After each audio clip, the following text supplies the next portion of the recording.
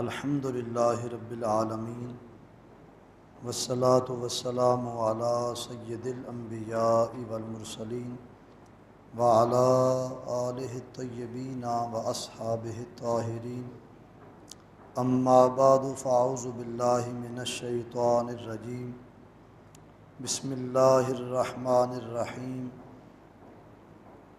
قل یا قوم اعملوا علی مکانتکم انی عامل فسوف تعلمون من تکون له عاقبۃ الدار انہ لا یفلح الظالمون وجعلوا للہ مما زرع من الحرث والانعام نصیبا فقالوا ھذا للہ بزعمہم وھذا لشرکائنا فما کان لشرکائہم فلا یصل الی اللہ وما کان للہ فہو یصل الی شرکائہم ساء ما یحکمون وکذالک زینا لکثیر من المشرکین قتل اولادہم شرکاؤہم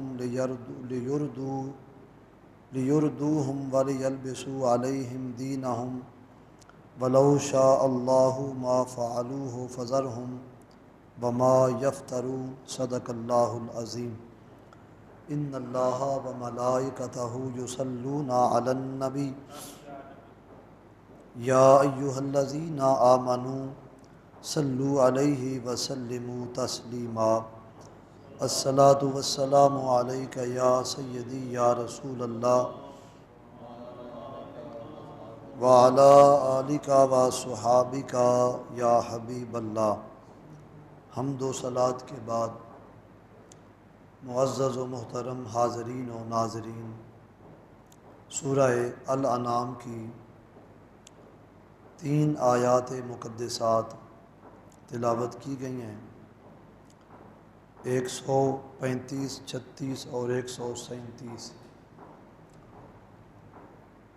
ان 3 آیات میں جو واقعات بیان ہوئے ہیں ان میں رہنما اصول بھی ہیں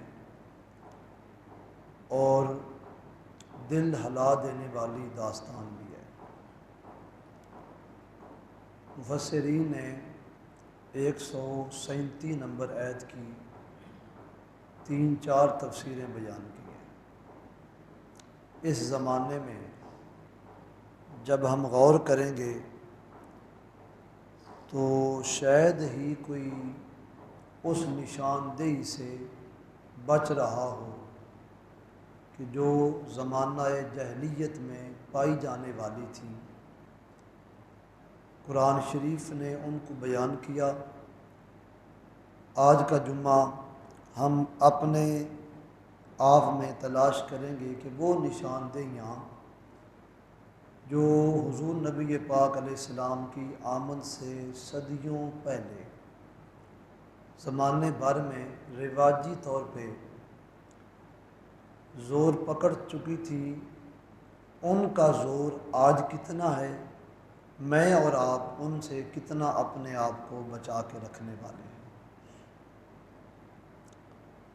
ارشاد باری تعالیٰ ہے، قل یا قوم اعملوا علی مکانتکم انی عامل فسوف تعلمون من تکون له عاقبۃ الدار انہ لا یفلح الظالمون۔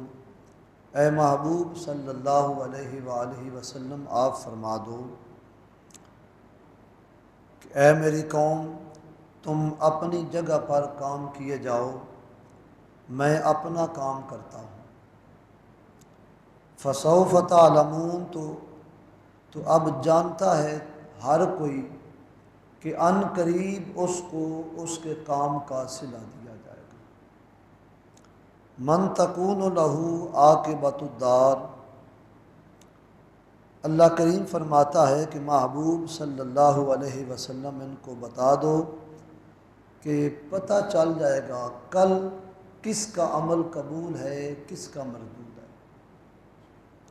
انہ لا یفلح الظالمون، بے شک ظالم کبھی بھی کامیاب نہیں ہوتے۔ پچھلی آیات میں قیامت کا ذکر تھا کہ وہ برحق ہے، وہ آ کے ہی رہے گی۔ میعاد کا ذکر تھا، مرنے کے بعد جی اٹھنے کا ذکر تھا۔ معاشر کے میدان میں حاضر ہونے کا ذکر تھا۔ تو رب کریم نے ان 3 ذکروں کے بعد فرمایا محبوب آپ اعلان کر دو کہ آپ نے تو حق تبلیغ ادا کر دیا، اب جو نہیں ماننے والا اس کو حجت قائم کر دو کہ ٹھیک ہے تم اپنا کام کرو، میں اپنا کام کرتا ہوں، کل پتہ چلے گا کہ آخرت میں عزتیں کس کے لیے ہیں اور ذلت رسوائی کس کے لیے ہے۔ مفسرین نے لکھا ہے کہ یہ فرمانا حضور پاک علیہ السلام کا کہ اعملوا علی مکانتکم، کہ تم اپنے کام کیے جاؤ، یہ چھٹی کے لیے نہیں تھا، یہ عتاب کے لیے تھا۔ کبھی بیٹا نافرمان ہو، باپ ہر چند کوشش کرے بیٹے کو سمجھانے کی، وہ باز نہ آئے تو پھر غصے میں باپ کہتا ہے کر یہ کام، پھر دیکھتے ہیں۔ جس طرح ایک باپ اپنے بیٹے کے لیے بہتری کے ساری کوششیں کرنے کے باوجود جب وہ بگڑنے لگتا ہے تو سرزنش کرتے ہوئے غصے کے عالم میں وہ اس کو ڈانٹتے ہوئے کہتا ہے یہ کام کرو، ہاں پھر دیکھتے ہیں کیا ہوتا ہے۔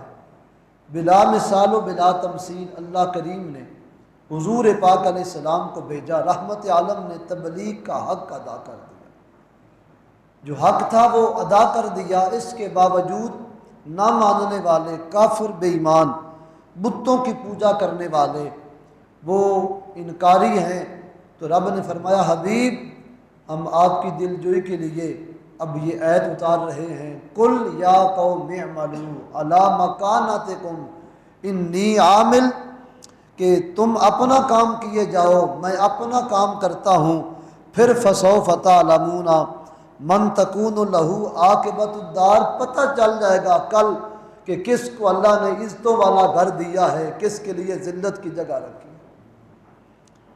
اور ظالم کبھی بھی کامیاب نہیں ہوتے۔ وَجَعَلُوا لِلَّهِ شُرَكَاءَ الْجِنَّ وَجَعَلُوا لِلَّهِ مِمَّا زَرَعَ مِنَ الْحَرْثِ وَالْأَنْعَامِ نَصِيبًا فَقَالُوا هَذَا لِلَّهِ، اللہ تعالیٰ نے جو کچھ بنایا ہے وہ اس کا مالک ہے۔ کل کائنات، اس کی کھیتیاں، اس کے مویشی، جانور، پیداوار، انسان، سب کا مالک اللہ ہے، لیکن اس کے باوجود اس کی رحمتوں کا ہم اندازہ نہیں لگا سکتے۔ وہ فرماتا ہے کہ ایک دور ایسا بھی آیا کہ تخلیق میں کرتا، لوگوں کا مزاج بدل گیا، انہوں نے میری تخلیق کو کئی حصوں میں تقسیم کر دیا۔ وَجَعَلُوا لِلَّهِ مِمَّا زَرَعَ مِنَ الْحَرْثِ، اللہ نے جو کھیتی اور مویشی پیدا کیے، جانور بھی اللہ نے پیدا کیے، پھر ان کی خوراک کا انتظام، انسانوں کے کھانے پینے کے بندوبست، یہ گندم، چاول، دیگر اشیاء خورد و نوش، یہ اللہ تعالیٰ نے ہی ان کو پیدا کیا۔ وَالْأَنْعَامَ نَصِيبًا، اور ان میں سے ایک حصہ وہ لوگ اللہ کے لیے ٹھہرا لیتے، جو پیداوار ہوتی اس سے، جو جانور ہوتے اس سے ایک حصہ اللہ کا بنا لیتے، اور پھر کہتے فَقَالُوا هَذَا لِلَّهِ، یہ اللہ کے لیے خاص ہے۔ بِزَعْمِهِمْ وَهَذَا لِشُرَكَائِنَا، یہ وہ اپنی من میں جو اندر بات تھی اس کو چھپانے کے لیے اللہ کا نام دے دیتے، اور پھر کہتے یہ دوسرا حصہ، یہ جو ہمارے بنائے ہوئے بت ہیں اللہ کے شریک، یہ ان کا حصہ ہے۔ فَمَا كَانَ لِشُرَكَائِهِمْ، تو جو ان کے شریکوں کا حصہ ہے، فَلَا يَصِلُ إِلَى اللَّهِ، وہ اللہ تک نہیں پہنچتا۔ اس میں بڑی گہرائی ہے۔ مفتی احمد یار خان صاحب نے سب سے زیادہ تفسیر اس جملے کی لکھی ہے۔ فَلَا يَصِلُ إِلَى اللَّهِ، کہ وہ حصہ جو بتوں کے نام پہ مختص کر دیا گیا وہ اللہ تعالیٰ کی بارگاہ میں نہیں پہنچتا۔ وَمَا كَانَ لِلَّهِ فَهُوَ يَصِلُ إِلَىٰ شُرَكَائِهِمْ، اور جو خدا کے لیے کیا ہوا مختص حصہ ہے اس سے وہ بتوں تک پہنچاتے ہیں، وہ پہنچ جاتا ہے۔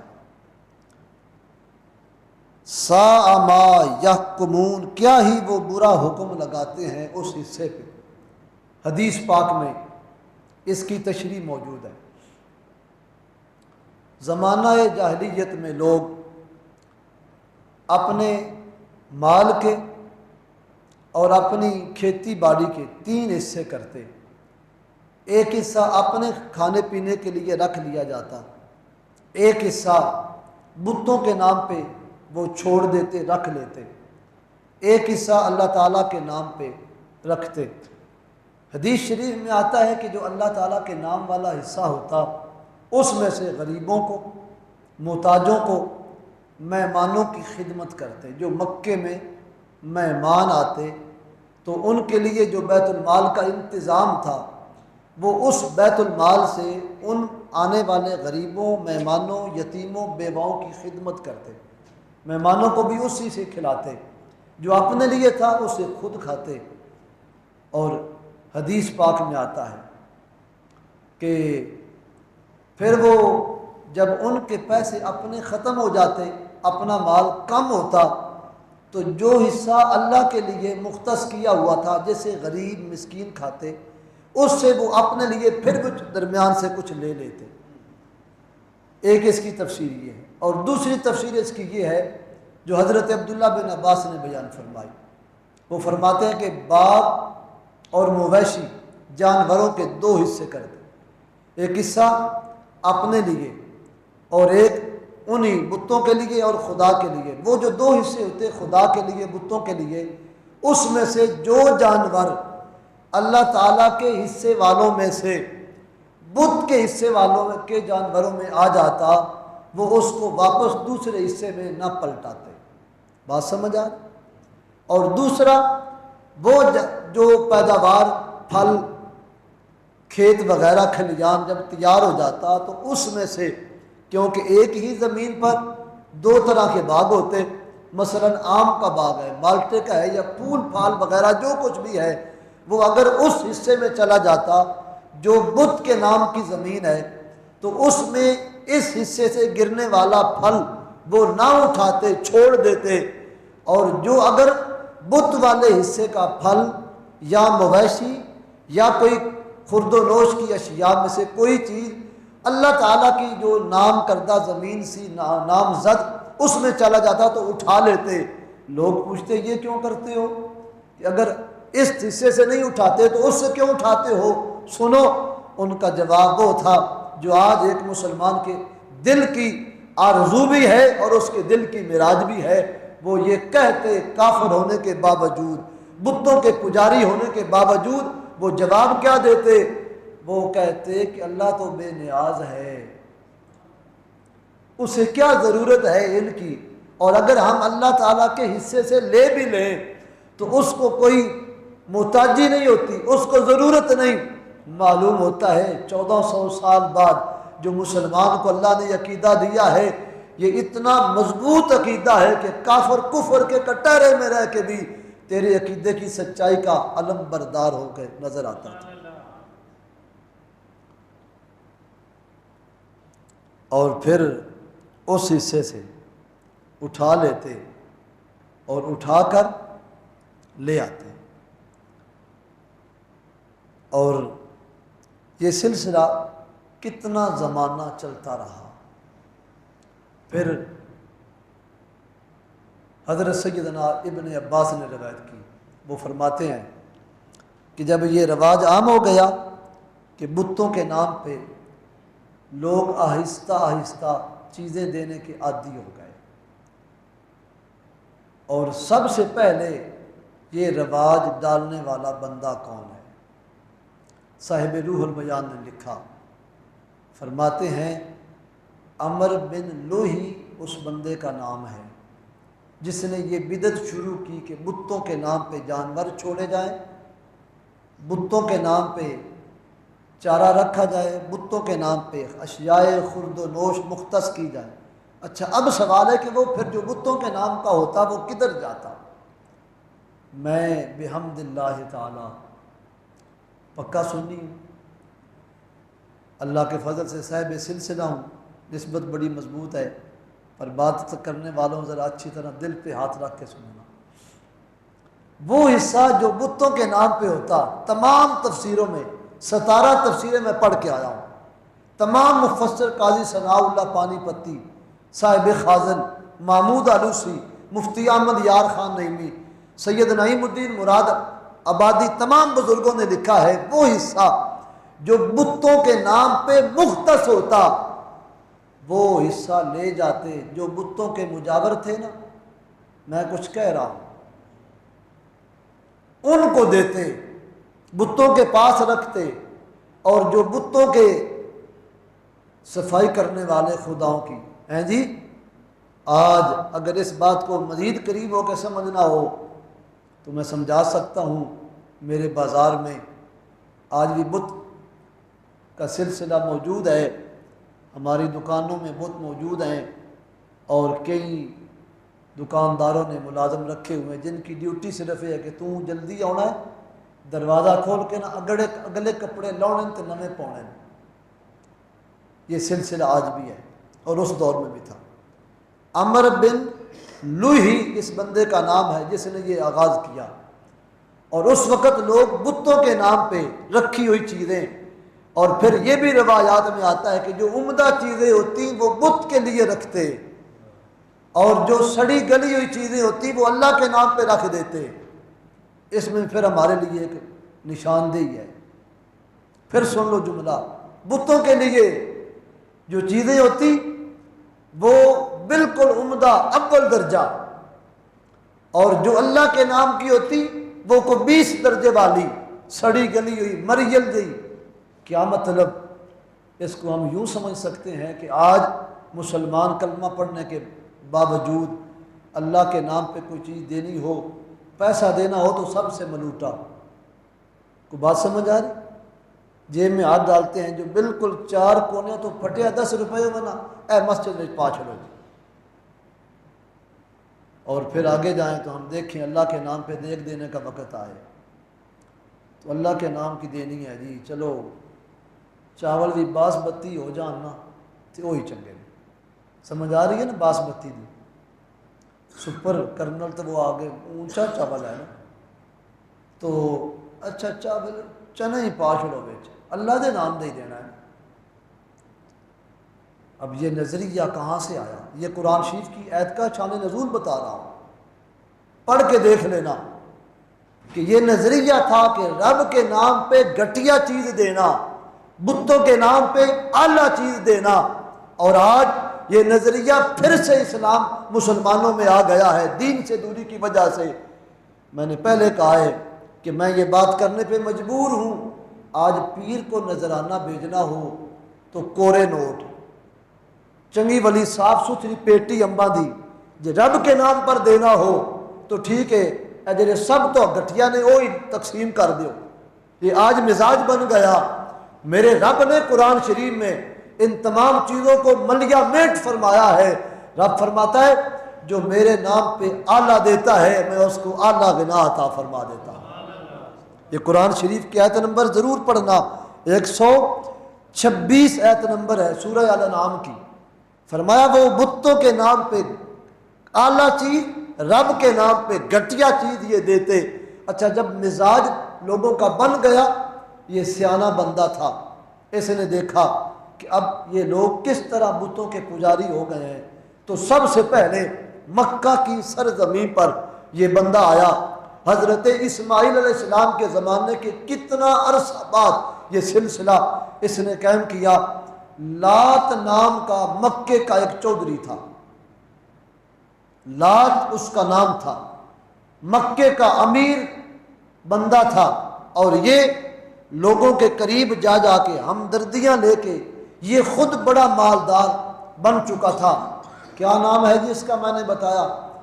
عمر بن لوہی اس کا نام ہے۔ یہ بڑا مالدار بن چکا تھا، اور اس نے جب دیکھا کہ وہ بڑا آدمی مکے کا ایک چودھری لات مر گیا ہے، اس کی اولاد کو بلایا، تیز شاطر بندہ تھا، کہا کہ تمہارا باپ مرا نہیں، وہ اس کی صورت تبدیل ہو گئی، ایک بت مقام بلقا سے بت بنائے جاتے، وہاں سے بت اٹھا کے مکے کے پاس بیت اللہ شریف لائے جاتے، اور ایک بہت بڑا بت اس نے بنا کے رکھا ہوا تھا، کسی انتظار میں تھا، شاید وہ یہی انتظار تھی، ادھر اس کی موت کی خبر آئی، ادھر سے وہ بت لے کے آ گیا، اس کو مکے کے سین میں گاڑ دیا، اس کی اولاد بلادری رشتہ داروں کو بلایا، کہا آؤ سنو، وہ مرا نہیں، اس کی روح نکل کے اس کے اندر آ گئی ہے، اب اس کی پوجا شروع کر دی جائے۔ پھر حبل کو بنایا، پھر عزا کو بنایا، یہ صاحبہ بحیرہ، یہ جتنے بت تھے ان سب کا یہ موجد ہے، اور یہ کعبۃ اللہ کے سین میں سب سے پہلے بدتمیزی کا بازار گرم کرنے والا بندہ یہی ہے۔ اور اس نے یہ سلسلہ شروع ہوا، پھر اس پر اتنی بات آگے چلی گئی کہ لوگ سچے رب کو بھول گئے اور بتوں کے نام پہ سب کچھ کرنے لگے۔